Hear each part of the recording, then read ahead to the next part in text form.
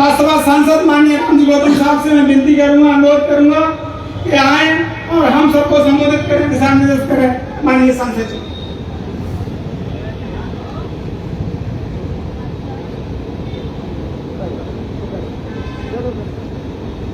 सर्वप्रथम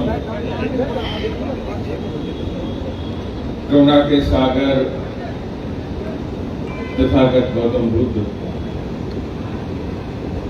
सामाजिक परिवर्तन के अग्रदूत, शिक्षा के जनक, माली कुशवाहा सैनिक बिरादरी में जन्मे महात्मा ज्योतिबा फूले,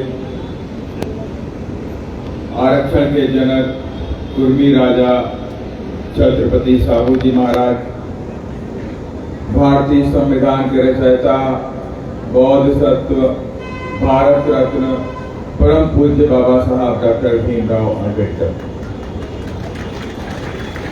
दलितों, पिछड़ों, गरीबों, वंचितों, शोषितों, आदिवासियों को राजनीति के मुख्य धारा में लाने वाले वाम से DS4 बहुजन समाज पार्टी के संस्थापक मान्यवर श्री कांशीराम साहब की परिनिर्वाण दिवस पर उनको सशक्त नमन करते हुए आज की इस ग्वालियर की श्रद्धांजलि सभा में हमारे बीच में उपस्थित जिला के प्रभारीगण ओम कुशवाहा जी, पालिया जी, गंभीर सिंह रवड़िया जी, जिले के अध्यक्ष सतीश मंडेलिया जी, मंच पर उपस्थित वरिष्ठ नेतागणों में सतीश पसड़िया जी और हमारी जो मेयर के चुनाव में खड़ी हमारी बहन और तमाम मेरे वरिष्ठ कार्यकर्तागण मंच पर बैठे हुए हैं। और आज के दिन में हमारे तमाम लोगों ने मान्यवर श्री कांशीराम साहब में और मान्या बहन जी में पूरी आस्था और विश्वास रखते हुए और मान्या बहन जी के निर्देशन में चलने के लिए आज तमाम लोगों ने पार्टी को भी ज्वाइन किया। उसमें कई लोगों ने ज्वाइन किया, कुछ भितरवार से थे, कुछ ग्रामीण से भी थे, अलग अलग जगहों से इन लोगों ने पार्टी को ज्वाइन किया। उन सभी लोगों का मैं स्वागत अभिनंदन करता हूँ और सामने बैठे मैं तमाम बहुजन समाज पार्टी के जवान सिपाहियों, आप सभी लोगों का मैं स्वागत और अभिनंदन करता हूँ। क्योंकि आज ये दिन हम सब के लिए दुखदायी दिन है कि आज ही के दिन मान्यवर श्री कांशीराम साहब हम सबको 2006 में छोड़कर चले गए। लेकिन अपने बीच अपनी यादें, अपना किया गया काम, इस तरह से इस देश के अंदर दलितों, पिछड़ों, गरीबों, शोषितों, वंचितों को इस देश की सत्ता तक पहुंचा करके रहे, वो सारी यादें हम सबके साथ में ताउम्र जिंदा रहेंगे और हमारे बाद भी जिंदा रहेंगे। ये कभी मिटने वाली नहीं है।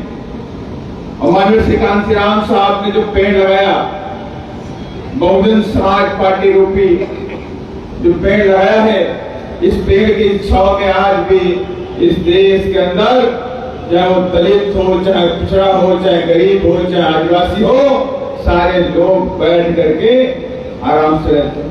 और सभी के अंदर एक राजनीतिक चेष्टा की बात को जगाने का काम भी माननीय श्री कांशीराम साहब ने कर दिया और कह दिया कि आपको मांगने वाला नहीं बनना है, आपको देने वाला बनना है। ये मैं कहता हूं। माननीय श्री कांशीराम साहब ने इस मूवमेंट और मिशन को 31 साल की उम्र में शुरू कर दिया।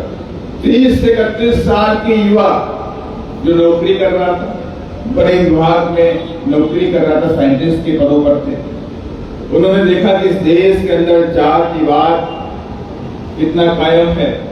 इन सब बातों को जानते हुए और बाबा साहब की किताब एनिवेशन ऑफ कास्ट, जाति का विनाश को जब पढ़ा, उनके बाद उन्होंने सोच लिया कि अभी बाबा साहब का जो कारवां है, जो बाबा साहब का जो मिशन है, अभी पूरा नहीं हुआ है।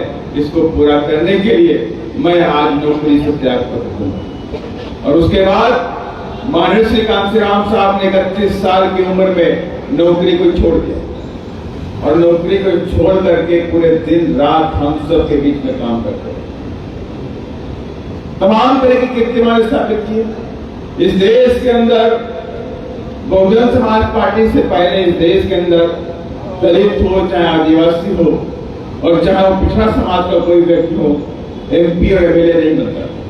दलित समाज के लोग और आदिवासी समाज के लोग उन्हीं सीटों से MP MLA बनते थे जो रिजर्व सीटें थी। लेकिन बहुजन समाज पार्टी का आगाज होने के बाद इस देश के अंदर तमाम सीटों पर बहुजन समाज के लोग माने कि पिछड़े समाज के लोग भी MP और MLA बन करके पार्लियामेंट और विधानसभा में जाना शुरू हो। अगर इस बात को हम ध्यान में दें, ये देन किसकी है? ये देन हम सब के मसीहा युग महापुरुष माननीय श्री कांशीराम साहब की देन है सर। और हमें कभी भी माननीय श्री कांशीराम साहब की बातों को भूलना नहीं चाहिए। और माननीय श्री कांशीराम साहब ने अपने जीते जी तमाम तरह की बातें हम सबको बताई। तमाम तरह के नारे अभी हमारे लोगों ने यहाँ पर सुनाए कि बोर्ड से लेंगे CM PM और मंडल से लेंगे SP DM। जब मंडल कमीशन की सिफारिशों के पीछे भी माननीय श्री कांशीराम साहब था। माननीय श्री कांशीराम साहब ने कई महीने तक दिल्ली के बोर्ड क्लब पर धरना प्रदर्शन किया और हमारे बहन जी साहब ने प्रदर्शन किया। कई महीने तक दिल्ली के अंदर बोर्ड क्लब में काम धरना प्रदर्शन हुआ। पूरे देश के अंदर मंडल कमीशन की सिफारिशों को लागू करने के लिए माननीय श्री कांशीराम साहब ने सामाजिक परिवर्तन और आर्थिक मुक्ति आंदोलन हेतु कई जगहों पर बड़ी बड़ी रैलियां और सभाएं भी करी। लेकिन वो सपना कब पूरा हुआ? वो सपना तब पूरा हुआ जब बहुजन समाज पार्टी के सांसद जीत करके पहुंचे और VP सिंह जी को समर्थन की जरूरत थी। उन्होंने कहा कि मैं आपकी पार्टी का समर्थन चाहता हूं और मैं प्रधानमंत्री बन जाऊं, लेकिन मैं चाहता हूं कि आप ही हमें समर्थन दीजिए। और उन्होंने कहा कि मैं आपको जो मंत्रालय मांगेंगे मैं आपको मंत्रालय देने के लिए रेडी बैठा। आपको रेलवे चाहिए तो मैं रेलवे आपको दूंगा, आपको डिफेंस चाहिए तो मैं आपको डिफेंस दूंगा, आपको होम मिनिस्ट्री चाहिए तो मैं आपको होम मिनिस्ट्री दूंगा। तो माननीय श्री कांशीराम साहब ने हमारे भाई ने कहा कि मुझे आपको कोई मंत्रालय नहीं चाहिए, लेकिन हमारी कुछ शर्तें हैं। अगर आप हमारी शर्तों को पूरा कर दोगे तब हम आपको समर्थन देने के तैयार हैं। तब VP सिंह जी ने बोला कि कौन सी आपकी मांगे हैं? तो माननीय श्री कांशीराम साहब ने कहा पहली मांग बाबा साहब डॉक्टर भीमराव अंबेडकर को इस देश के अंदर भारत रत्न मिलना चाहिए। और दूसरी मांग पिछड़े समाज का जो हक है, जो बात संविधान के अंदर लिखी है सामाजिक न्याय, वो आज तक सामाजिक न्याय नहीं मिला। उसको पूरा करने के लिए पिछड़ों के बच्चों को भी मंडल कमीशन के तहत रिजर्वेशन मिलना चाहिए और मंडल कमीशन की सिफारिशों को लागू करना चाहिए। ये डिमांड माननीय श्री कांशीराम साहब ने हमारे बहन जी ने बहुजन समाज पार्टी की तरफ से करी और उसके फलस्वरूप ही VP सिंह जी ने माननीय श्री कांशीराम साहब की बातों को मान करके इस देश के अंदर 1990 में मंडल कमीशन की सिफारिशों को लागू कर दिया और OBC के बच्चों को 27% रिजर्वेशन देना सुनिश्चित कर दिया था। अगर आज OBC का बच्चा कलेक्टर बनता है, डॉक्टर बनता है, इंजीनियर बनता है, तो ये देन किसकी है? ये देन परम पूज्य बाबा साहब की है और देन माननीय श्री कांशीराम साहब की और देन बहन कुमारी मायावती जी के साथ। इसलिए OBC के लोगों को समझना चाहिए, OBC के लोगों को भ्रम में नहीं आना चाहिए कि जब मंडल कमीशन की सिफारिशें लागू हुई तो भारतीय जनता पार्टी ने मंडल कमीशन की सिफारिशों को रोकने के लिए इस देश में मंडल और कमंडल की बात करी और पूरे देश के अंदर मंडल के विरोध में मंडल कमीशन के रिजर्वेशन को रोकने के लिए पूरे देश में उसने दंगा कराया और कहा कि पिछड़ों को रिजर्वेशन नहीं मिलना चाहिए। और आज भी हालात वही है, और आज भी हालात वही है मध्य प्रदेश के अंदर। और आज मध्य प्रदेश के पिछड़े समाज के लोग अपने रिजर्वेशन का हक मांग रहे हैं, तो कांग्रेस और बीजेपी के लोग इनको देना नहीं चाहते हैं साथी, इनको देना नहीं चाहते हैं। लेकिन मैं आपसे कहना चाहता हूं कि माननीय श्री कांशीराम साहब ने कहा था कि आपको मांगने वाला नहीं बनना है, आपको देने वाला समाज बनना है। और ये तभी संभव है जब बहुजन समाज पार्टी मध्य प्रदेश के अंदर काबिज होगी, अन्यथा ये सपना आपका नहीं पूरा होगा। कोई ना कोई अड़चने, कोई ना कोई बातें लगाते रहेंगे, कहीं कोर्ट के माध्यम से, कहीं किसी के माध्यम से, और ये सपना आपका कभी पूरा नहीं होगा। इसलिए आप सब चाहते हैं कि अगर इस देश के अंदर बहुजनों का सपना पूरा हो, और बाबा साहब का जो कार्य है, जो कुछ हद तक माननीय श्री कांशीराम साहब ने अपने जीते जी पूरा कर दिया था, उस कार्य को पूरा करने के लिए हमें बहुजन समाज पार्टी के तत्वाधान में मध्य प्रदेश में अपनी सरकार बनानी पड़ेगी, तब जाकर के बात बनेगी, अन्यथा कुछ नहीं होगा। अन्यथा आप सब जानते हैं कि देश के हालात क्या है। इस देश के अंदर इस हालात में दलितों, पिछड़ों, आदिवासियों को सुनने वाला कौन है? कोई सुनने वाला आपको नहीं था, कोई सुनने वाला था। आपने देखा कि बगल का जो आपका स्टेट है राजस्थान के अंदर, राजस्थान में अंदर और मध्य प्रदेश में भी जातिवाद चरम पर, ऊंच नीच की भावना चरम पर। 9 साल का बच्चा अगर पानी निकाल के पी लेता है तो जातिवादी टीचर उसको पीटते पीटते उसका बुरा कर देता है और उसकी मौत हो जाती है 1 महीने बाद। लेकिन सरकार के कान पर कुछ भी नहीं होता, सरकार के ऊपर कोई फर्क नहीं पड़ता है। 1 महीने तक उस बच्चा भटका रहा, 1 महीने तक उस बच्चे का पिता उस बच्चे को लेकर के गोदी में अस्पतालों में दौड़ता रहा, लेकिन सरकार की तरफ से कोई भी उसे सहायता मुहैया नहीं कराएगी। और सरकार किसकी है? कांग्रेस की साथी, कांग्रेस की सरकार होता है। और उधर जातिवाद नहीं होता है। आप घोड़ी पे नहीं बैठ सकते हैं, आप मूछे नहीं रख सकते हैं, आप शादी बारात में धूमधाम तो नहीं कर सकते हैं, आप अच्छे कपड़े नहीं पहन सकते हैं, आप मोटरसाइकिल पर नहीं चल सकते हैं, आप अच्छे जूते नहीं पहन सकते हैं। ऐसी जातिवादी सरकारें इधर काम करती है। लेकिन मैं दावे के साथ में कहता, इधर भी है, इधर ऐसा नहीं, इधर नहीं, इधर भी आपके इंडस्ट्री ऊपर की घटना घटी, 2 बच्चों को पीट पीट के मार दिया गया। आखिर ये अत्याचार, ये जुल्म और जाति कैसे खत्म? इसे कौन खत्म करेगा? क्या कांग्रेस खत्म करेगी? कांग्रेस तो लंबे समय तक इस देश में राज किया, कई बार प्रदेश के अंदर भी सत्ता में आई। क्या उसने जुल्म और जाति खत्म किया? क्या दलितों, पिछड़ों, आदिवासियों को उनको हक और सम्मान दिया? नहीं दिया ना। क्या बीजेपी ने दिया? क्या बीजेपी ने जातिवाद खत्म किया, ऊंच नीच की भावना खत्म करी?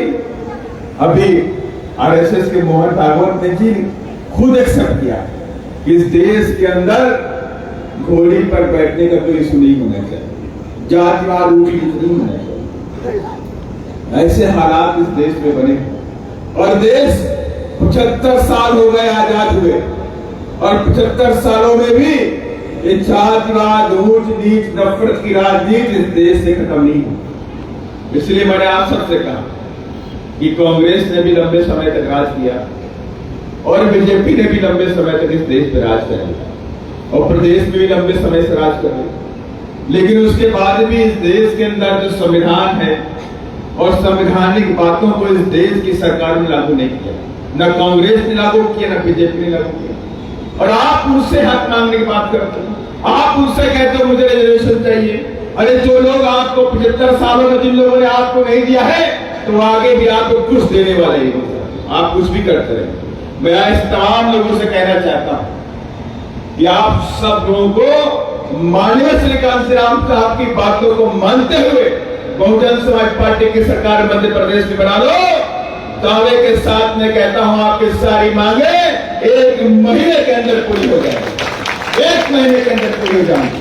और फिर मैं देखता हूं कितने बड़े गुंडे बंगाली माफिया आ रहे थे, फिर मैं देखता हूं, चैलेंज करता हूं, जिस दिन सत्ता हाथों में आई, गुंडे माफिया बंगाली मध्य प्रदेश को छोड़ करके भाग जाएंगे, वापस कभी कदम मध्य प्रदेश में नहीं रखेंगे। फिर मैं देखता हूं कैसे लोग हैं जो गरीबों की बहू बेटियों की तरफ आंख उठा करके देखते हैं, फिर मैं देखता हूं कि उनकी जगह कहां पर है। लेकिन इसके लिए आप सबको एक होना पड़ेगा। जब तक आप सब लोग एक नहीं होंगे तब तक ये सपना कभी पूरा नहीं होने वाला। जब तक हमारे लोग बटे रहेंगे तब तक ये बात नहीं पूरी होने वाली।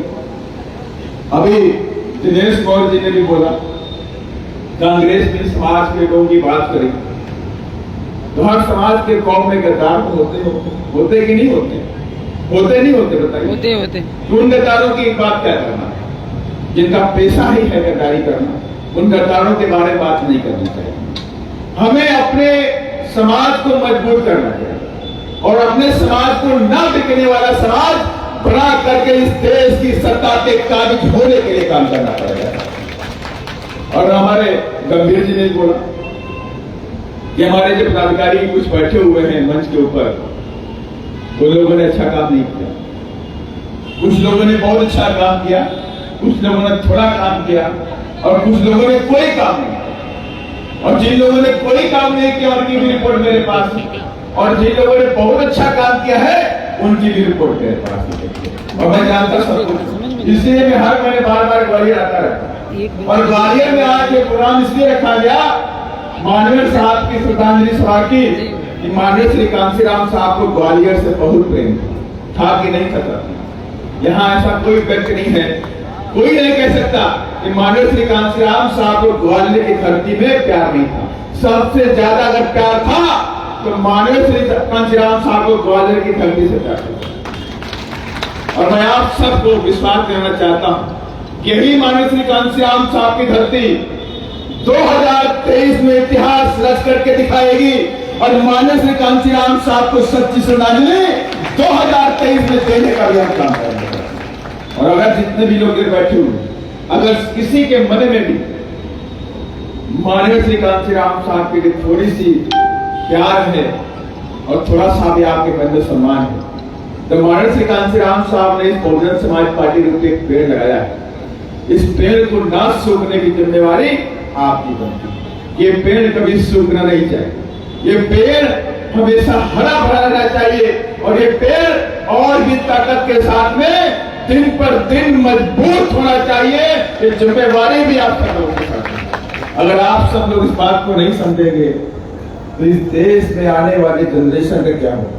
इस देश में हालात कैसे बनेंगे जब इस देश में संविधान को मिटाने की ताकतें, जो ताकतें संविधान को मिटाना चाहती हैं, अगर उन ताकतों ने हमारे संविधान को बदल दिया तब आप क्या करोगे? तब आपके पास कोई रास्ता नहीं होगा और आपके मन में सिर्फ और सिर्फ विचार की आपकी आंखों में भी आंसू होंगे और मेरे भी आंखों में आंसू होंगे। अगर ये मान सम्मान, ये आवाज, ये कपड़े, ये खाना, ये पीना, ये मकान, ये गाड़ी, ये घोड़ा, ये सब छिन जाएगा तब आप क्या करोगे? ये शिक्षा आपके हाथों से खत्म हो जाएगी तब आप क्या करोगे? जो नौकरी आपके हाथों से धीमे धीमे जा रही है तब भी आप कुछ नहीं कर पा रहे। आप सबको पता कि आज धीमे धीमे नौकरियां खत्म हो रही हैं। खत्म हो रही हैं कि नहीं खत्म हो रही? कितने लोग मानते हैं खत्म हो रहे हैं? सभी लोग मान रहे हैं कि आज धीमे धीमे नौकरियां खत्म हो रही, धीमे धीमे शिक्षा भी खत्म हो रही कि नहीं हो रही? 1,20,000 में से करीब 90% स्कूल शिवराज जी बंद करने जा रहे हैं। तो पता नहीं पता आप लोगों को? बंद कर देंगे तो गरीब का बच्चा, दलित का बच्चा, आदिवासी का बच्चा, जो पिछड़े का जो बच्चा है जिसकी इनकम 4,000, 5,000, 6,000, 10,000 रुपए तक भी है, तो अपने बच्चों को शिक्षित कैसे करेगा? कहां शिक्षा ग्रहण करेगा? किस प्राइवेट स्कूल में जाएगा? आपके ग्वालियर में भी है एक बड़ा भारी स्कूल है, बड़ा भारी स्कूल है कि नहीं?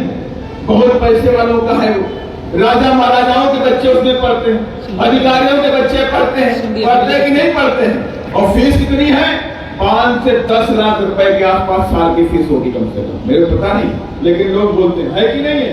5 से 10 लाख वाली फीस वाले भी स्कूल यहाँ पर इधर ही ग्वालियर के अंदर सर, और ग्वालियर में बैठी सरकार, भोपाल में बैठी सरकार गरीबों के स्कूलों को बंद करना चाहिए। अगर तुम्हें बंद करना है तो उन राजा महाराजाओं के स्कूलों को बंद करो और पढ़ाना है तो वही गरीबों के बच्चे जहां पढ़ते हैं, जहां गरीब का बच्चा पढ़ता है वही पढ़ा कर दिखाओ, तब मैं आपको मानता हूं। लेकिन बात यही आती है, गरीब का बच्चा तो चिराग की रोशनी पढ़ लेता है, गरीब का बच्चा तो पसीने पढ़ लेता है, गरीब के बच्चे को पंखा नहीं चाहिए, गरीब के बच्चों को एसी नहीं चाहिए, और उसके अंदर पढ़ने की लगन होगी तो स्ट्रीट लाइट में पढ़ करके भी अधिकारी बनने का काम करता है। ऐसे गरीब के बच्चे होते हैं। लेकिन ये बात उन्हें मालूम है कि गरीब का बच्चा तो कहीं भी पढ़ ले, इसलिए पढ़ाई न कर पाए। इसके लिए उन लोगों ने धीमे धीमे प्लानिंग कर ली कि स्कूलों को ही बंद कर दो। जब स्कूल बंद हो जाएंगे तो गरीब के बच्चे पढ़ेंगे कहां? और नौकरियां पहले भी खत्म कर दी, नौकरियां भी खत्म कर दी, रेलवे बेच दिया, एयरपोर्ट बेच दिया, LIC बेच दी, बैंक बेच दी, पब्लिक सेक्टर कंपनी बेच दी, खनन माफियाओं ने माइंस को बेच दिया, तो सब कुछ तो बेच दिया। आपको नौकरी कहां मिलेगी? आपको नौकरी कहां मिलेगी? आपका बच्चा पढ़ भी गया तो नौकरी कहां मिलेगी? इसलिए मैंने कहा कि नौकरी भी जा रही है, शिक्षा भी जा रही है, और ये हमारे लिए बहुत चिंता का विषय है। और इस देश के अंदर चाहे कांग्रेस आ जाए, कांग्रेस भी लंबे समय तक रही, अगर कांग्रेस ने अच्छा काम किया होता, उसके बारे में आप जान लीजिए कि कांग्रेस ने अगर अच्छा काम किया होता तो बाबा साहब डॉक्टर भीमराव अम्बेडकर को RPI नहीं बनानी पड़ती।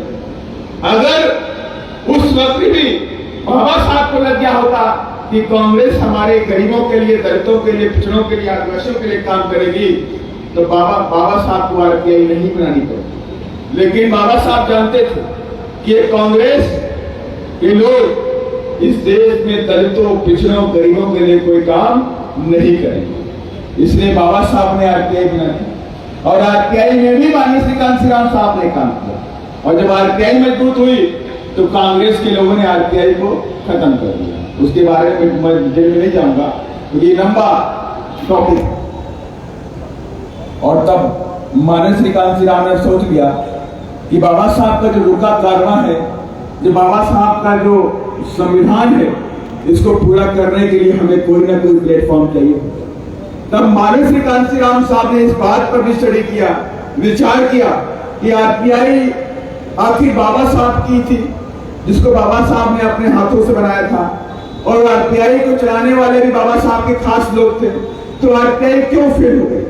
RPI के फेल होने के कारण भी ढूंढे बाबा माननीय श्री कांशीराम साहब ने, और ढूंढने के बाद सबसे पहले बांसर को बनाया। कहा, माननीय श्री कांशीराम साहब ने कहा, जिसकी गैर राजनीतिक जड़ें मजबूत नहीं होती हैं, वो राजनीति में सफल नहीं हो सकते। इसलिए हमें गैर राजनीतिक दलों को मजबूत करना पड़ेगा, और तब जाके हम राजनीति में सफल हो पाएंगे। तब माननीय श्री कांशीराम साहब ने 6 दिसंबर 1978 को बामसेफ को बनाया। बामसेफ माने भाई, बामसेफ माने क्या होता है?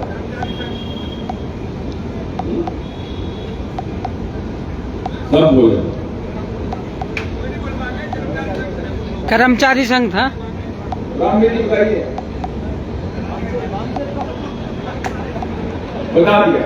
वो माननीय श्री कांशीराम साहब के समय काम किया है, उन्होंने साथ में काम किया तो बता दिया। बाकी बहुत से ऐसे लोग बैठे हैं।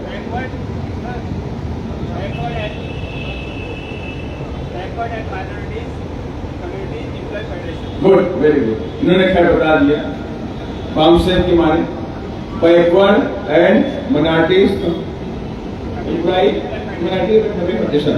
बामसेफ के माने ने बता दिया backward and minorities community employ federation. BAMCEF के माने कि ऐसे लोगों का फेडरेशन, एम्प्लॉइज का फेडरेशन जो बैकवर्ड कम्युनिटी से आते हैं, माइनॉरिटी कम्युनिटी से आते हैं, इन लोगों को जगा करके, इन लोगों को जोड़ करके एक बड़ी ताकत बना देना।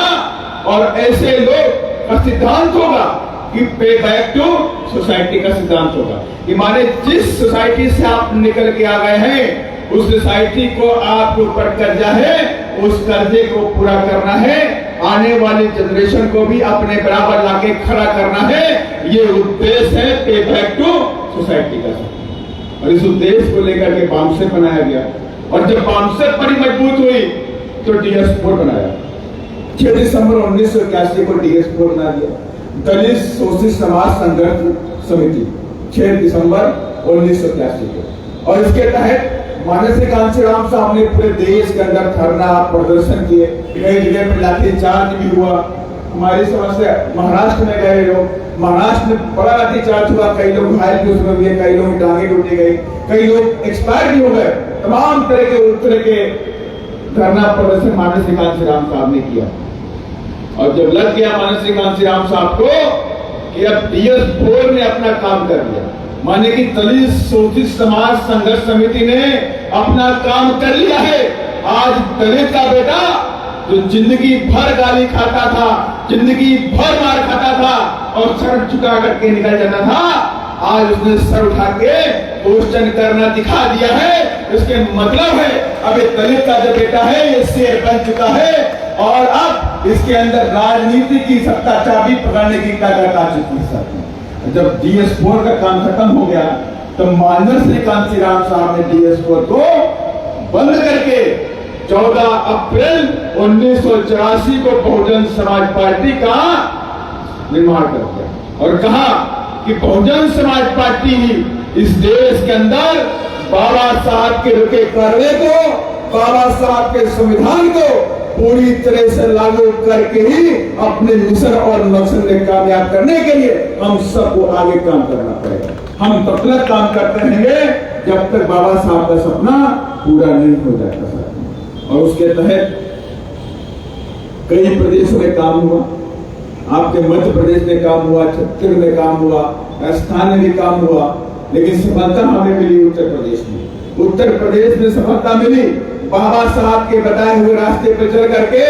माननीय श्री कांशीराम साहब ने वो करिश्मा करके दिखा दिया, काम करके दिखा दिया। 1995 में बहन कुमारी मायावती उत्तर प्रदेश की पहली बार मुख्यमंत्री बन गई। और 14 अप्रैल 1984 से लेकर के 1995 का सफर और पहली बड़ी कामयाबी, संघर्षों के जरिए सफलता का राज, संघर्षों के जरिए सफलता हमें मिल चुकी है। और ये सफलता एक बार नहीं मिली उत्तर प्रदेश में, 4 बार हम लोग सफल हुए, लेकिन मध्य प्रदेश में सफल नहीं हुआ। मध्य प्रदेश में हम पीछे रहे, लेकिन हम सब लोगों ने ठान लिया कि 2023 में हम माननीय श्री कांशीराम साहब के सपनों को मध्य प्रदेश में भी पूरा करके रहेंगे सर। और ये कारवां हमारा बढ़ रहा। आज भी हमारे तमाम भाइयों ने पार्टी को ज्वाइन किया, गुर्जर समाज से भी हैं, ढाकर समाज से भी हैं, तमाम मेरे भाइयों ने पार्टी को ज्वाइन किया। और ये कारवां यही नहीं रहा है, एक कारवां भोपाल में भी रहा। भोपाल में भी पुराने लोग, जितने भी लोग चले गए थे आज से 10 साल 15 साल पहले, वो सारे लोग पार्टी में धीमे धीमे वापस हो चुके। 90% लोग वापस हो चुके। और भी आज की डेट में भी मेरे पास तमाम लोगों की लिस्ट है कि सारे लोग कह रहे हैं कि हम 2023 में माननीय श्री कांशीराम साहब को सपना पूरा करना चाहते हैं, आप हमें वापस पार्टी में ले लीजिए, हम बिना शर्त काम करना चाहते हैं, हमारी कोई मांग, हमारी कोई शर्त नहीं है। और बहुत जल्द उन सबको हम पार्टी में लेने का काम करेंगे। और हम चाहते हैं कि 2023 बहुजन समाज पार्टी मध्य प्रदेश में इतिहास लिखे और बहुजन समाज पार्टी जिसको चाहे उसको अपना मुख्यमंत्री बना करके सत्ता की चाबी देने का काम करेगा। ये तभी संभव है जब आप सभी लोग इसके लिए राजी होंगे, आप सब लोग काम करेंगे। जब आप हमारे लोग बोले कि वॉल पेंटिंग करानी है तो वॉल पेंटिंग के लिए कोई मुंह झुका के भागे नहीं, सारे लोग सर उठा के आ जाए कि नहीं मैं कराऊंगा। जब काम करने वालों की लाइन लग जाएगी तब मैं जान जाऊंगा कि 2023 जो भोपाल की विधानसभा है उसमें नीला झंडा तैयार रख लो, लगाने वाला है। लेकिन जब आप काम नहीं करेंगे तो कैसे बात है? काम नहीं करेंगे तो हम माननीय श्री कांशीराम साहब को सच्ची श्रद्धांजलि कैसे देंगे? अगर सच्ची श्रद्धांजलि हम देना चाहते हैं तो 2023 की सत्ता माननीय श्री कांशीराम साहब के चरणों में रख देंगे। माननीय श्री कांशीराम साहब, ये मध्य प्रदेश सत्ता की चाबी मैंने आपके चरणों में रख दी है, ये आपके लिए सच्ची श्रद्धांजलि साहब है। इसके लिए हम सब लोग चाहते हैं कि जो बातें माननीय श्री कांशीराम साहब ने कही, जो नारे माननीय श्री कांशीराम साहब ने कहा, उन नारों के बारे में गहराई से गए। उन्होंने कहा कि वोट तुम्हारा, राज तुम्हारा नहीं चलेगा, नहीं चलेगा। इसके पीछे भी गहराई में गए, वोट हमारा, राज तुम्हारा क्या है। माननीय श्री कांशीराम साहब ने कहा कि जो लोग तुम्हारा छुआ पानी नहीं पीते, जो लोग तुम्हारा छुआ हुआ पानी नहीं पीते हैं, जो लोग तुम्हारे बच्चों को कलेक्टर, डीएम, एसपी बनना नहीं देना चाहते हैं, उनको देखना पसंद नहीं करते हैं, वो लोग क्या तुम्हारा वोट लेकर के तुम्हारे बच्चों के लिए हक अधिकार की बात पार्लियामेंट में बनाएंगे या विधानसभा में बनाएंगे? मेरी समझ से ये लोग नहीं बनाएंगे। जब नहीं बनाएंगे तो वोट हमारा, राज तुम्हारा नहीं चलेगा, नहीं चलेगा। इसका सीधा मतलब था कि जिन लोगों ने आपका वोट ले लिया और वो आपसे नफरत करते हैं, और नफरत करने वाले लोग आपके आने वाले जनरेशन, आपके आने वाले बच्चों को भविष्य के लिए नियम और कानून विधानसभा के अंदर और संसद में बनाने का काम नहीं करेंगे। ये बात उन्होंने सीधा सीधा कर दिया। और दूसरा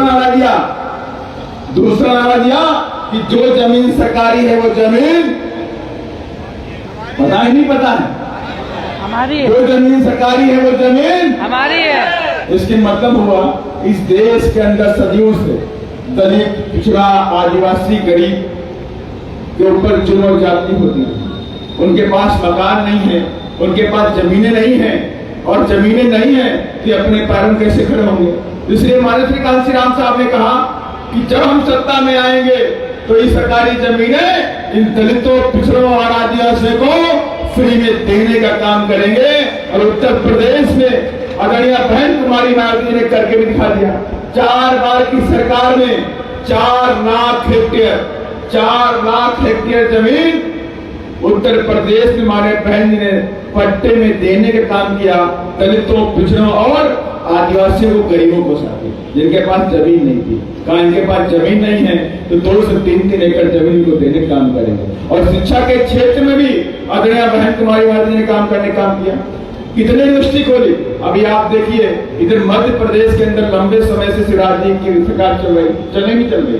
अगर मैं आपसे पूछूं कितनी यूनिवर्सिटी खोल दी, कोई बताएगा कि मध्य प्रदेश में शिवराज जी ने कितनी यूनिवर्सिटी खोली? एक भी नहीं खोली। देखिए, एक भी नहीं खोली। कितने मेडिकल कॉलेज खोल दिए? एक भी नहीं। माने यूनिवर्सिटी एक भी नहीं खोली, मेडिकल कॉलेज एक भी नहीं खोले, इंजीनियरिंग कॉलेज एक भी नहीं खोले कि कुछ भी नहीं खोला। और उत्तर प्रदेश में मान्या बहन जी ने अपने 4 बार के शासन में 11 मेडिकल कॉलेज, 6 विश्वविद्यालय, 6 यूनिवर्सिटी विश्वविद्यालय और 6 बड़े बड़े इंजीनियरिंग कॉलेज खोलने का काम किया। 1000 के आसपास डिग्री कॉलेज खोलने का काम किया, 5000 प्राइमरी स्कूल खोलने का काम किया, 1000 इंटर कॉलेज खोलने का काम किया, 100 के ऊपर ITI सरकारी कॉलेज खोलने का काम किया। बहन कुमारी मायावती ने अपने शासनकाल में करके दिखा दिया सब। और अगर आप मध्य प्रदेश की बात करें तो एक भी विश्वविद्यालय नहीं खोला, एक भी मेडिकल कॉलेज नहीं खोला, एक भी इंजीनियरिंग कॉलेज नहीं खोला, एक भी ITI कॉलेज नहीं खोला। और प्राइमरी स्कूल में बात करें तो 90,000 प्राइमरी स्कूल बंद करने की तैयारी में कांग्रेस सरकार बैठी है। इसलिए मैंने कहा इस काम को बहुजन समाज के लोग करेंगे।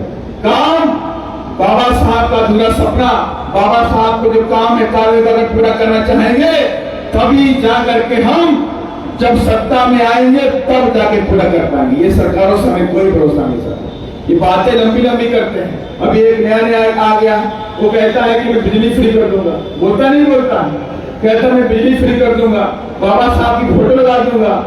अगर बाबा साहब की फोटो लगाने से अगर काम चल जाता तो बहुजन समाज पार्टी का एक एक कार्यकर्ता एक एक गांव, एक एक शहर के कोने कोने में बाबा साहब की फोटो लगा देता। लेकिन बात फोटो से नहीं बनने वाली, बात तो बाबा साहब की विचारधारा से बनने वाली है। अगर विचारधारा पे चलोगे तो बाबा साहब का सपना पूरा होगा, वरना सपना नहीं पूरा होगा।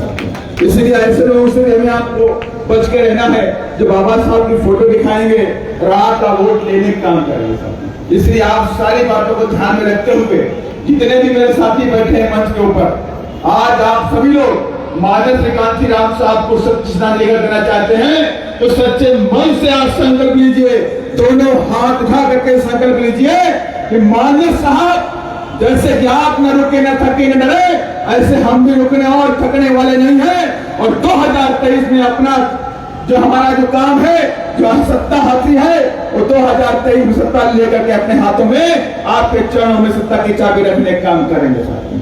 तब जाके हमारा संकल्प पूरा होगा साथियों। अगर हम सब लोग आज इधर बैठे हैं, धीमे धीमे बहुत लोग आ गए, ये काफिला जो हमारा है ये बढ़ता गया, काफी लोग बैठ चुके हैं। अगर सारे लोग ये बात सुन करके आज वापस चले जाएं और वापस सो करके फिर सो जाएं, तो ये बात कैसे बढ़ेगी? बात नहीं बढ़ सकती। अगर आप ये बातें सुने हैं, अगर आपके अंदर खून है, जो खून बाल मार रहा है, तो आपको आज ही अपने गांव कांसी राम साहब ने जिस पार्टी को बनाया है, हाथी चुनाव चिन्ह पर अपना वोट देने का काम करेंगे साथियों। जब ये सारी बातें आप कराएंगे, तब वो श्रद्धांजलि माननीय श्री कांसी राम साहब को सच्ची श्रद्धांजलि होगी साथियों। अगर हम सब चाहते हैं ये गांव, ये मूवमेंट और मिशन, हम सब कहते हैं कि बहुजन समाज पार्टी मिशन और मूवमेंट पहले है, पार्टी बाद में है, इसका साफ साफ मतलब है कि हम सब लोग इस मिशन और मूवमेंट के सिपाही हैं। और सिपाहियों का धर्म होता है, सिपाहियों का कर्म होता है जंग को लड़ना और जंग को विजय करना। और ये 2023 की जंग हम सब के लिए कर्म भी है और धर्म भी है कि 2023 में हम माननीय श्री कांसी राम साहब के सपनों को, बाबा साहब के सपनों को, आदरणीय बहन कुमारी मायावती जी के संघर्ष को और सपनों को 2023 में पूरा कर करके सत्ता की चाबी हाथों में ले करके माननीय श्री कांसी राम साहब के चरणों में रखने का काम करेंगे। ऐसी मेरी पूरी आशा और विश्वास आप सभी के साथ में है। और मैं आप सभी लोगों से यही गुजारिश करता हूं आखिरी में कि आज का दिन हम सब के लिए बहुत दुखदायी दिन है। आज ही के दिन हमारे बीच में हम सबके महजिया, हम सबके युग पुरुष, जिन्होंने हम सबको इस देश के अंदर राजनीतिक चेतना दी, इस देश के अंदर शासक बनने का सपना दिखाया और शासक बनने के सपने को पूरा भी कर दिया, ऐसे युग पुरुष को हम सब ने आज खोया है। इसलिए हम वापस दोबारा माननीय श्री कांसी राम साहब के चरणों में नमन करते हुए आज की मीटिंग का मैं अपनी बाड़ी को विराम देता हूं। और मैं चाहता हूं कि आप सभी लोग आज मेरे माननीय श्री कांसी राम साहब के सम्मान में जोरदार नारे लाइए, ताकि आवाज अगर ऊपर हमारे महापुरुष बैठे हैं तो उनके कानों में जानी चाहिए। माननीय श्री कांसी राम साहब। अभी आवाज इतनी नहीं आई, अभी आवाज तो आपके इस दशहरा मैदान के बाहर भी नहीं जाए, इस गली के बाहर भी नहीं जाए। माननीय श्री कांसी राम साहब, बाबा साहेब, महात्मा फुले, छत्रपति शिवाजी महाराज, बीएसपी की क्या